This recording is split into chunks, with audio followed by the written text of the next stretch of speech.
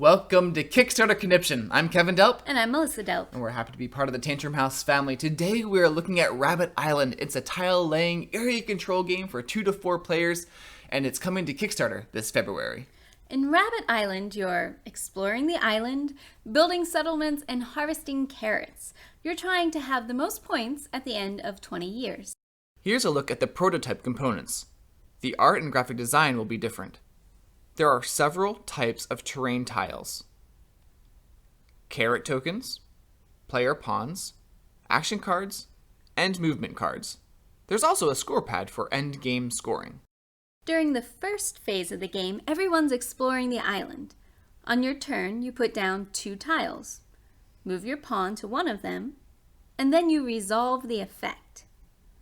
Some of the tile placement rules include orienting the text the same way on all the tiles, and always laying a tile next to a side with a paw print path. In the second stage of the game, your rabbit can only move along the paw print paths. Once a certain number of tiles are placed, the Explore phase ends and the stage is set for the rest of the game. You'll have 20 turns to build the best rabbit empire. On your turn, you have to move using one of the 2 movement cards in your hand. Then you and the other players can play action cards. Once the actions have been played, you can resolve the effect of the tile you ended on. If the territory is empty, you can claim it by building a camp. If you already own the territory, you can harvest carrots and then choose to upgrade to the next building level. If someone else owns it, you can either share the harvest with the owner, or you can claim the territory by building the next level building. The buildings are where you're going to get most of your points, because at the end of the game, every building is scored, not just the topmost building on each tile. There are 2 other ways to score bonus points. One for having the most carrots at the end of the game, and the other for having the largest harvest group. Adjacent tiles that you control make up a harvest group. The cool thing is that when you harvest any tile that's part of a group, you get the harvest values for all the tiles in the group. Throughout the game, you'll have to make choices about when to harvest and build up your resources, or when to pay your carrots to actually build.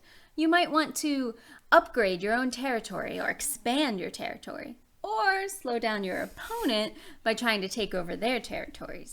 The action cards add a level of player interaction. Some are helpful, double your harvest. Others can be used as attacks, move a pawn or cancel a harvest.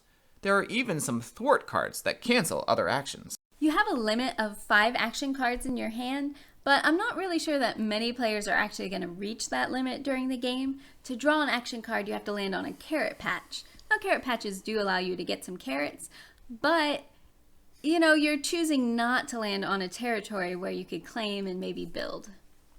Sort of on the fence about the movement mechanics. You only have 2 cards, and if they're the same number, then you really don't have a choice, especially if your rabbit isn't near any of those forks in the paths. Yeah, one thing I do like about the movement is that you draw your new card at the end of your turn. So you have both of those cards. You have your options throughout the other player's turn, so you can be thinking ahead and hopefully not taking a huge amount of time on your turn. Now, of course, you may adjust your plan based on what other people do, but that shouldn't add too much time to the game. I enjoy Phase 1, actually setting up the tiles which create one big board. This really impacts your gameplay. Which way are my rabbits going to go to get the best benefit? And the tunnels are fun to get you back into the middle. This isn't a solitaire, do your own thing while ignoring everyone else type of game, because if you don't actively try to take over your opponent's territories and break up their harvest groups, you could have a player that builds this big carrot producing engine, and then they can just build.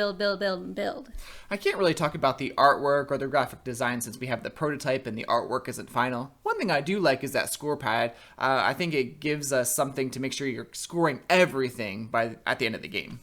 Yeah, and if you don't have time for the full 20-round game, there is a variant for a shorter 10-year game. It might even be interesting to try both and see how the strategies change. Overall, this game is engaging from start to finish, but I think my favorite part is Phase 1 when you are laying those tiles. So if you like rabbits, exploring, building, or expanding your empire, be sure to check out Rabbit Island on Kickstarter.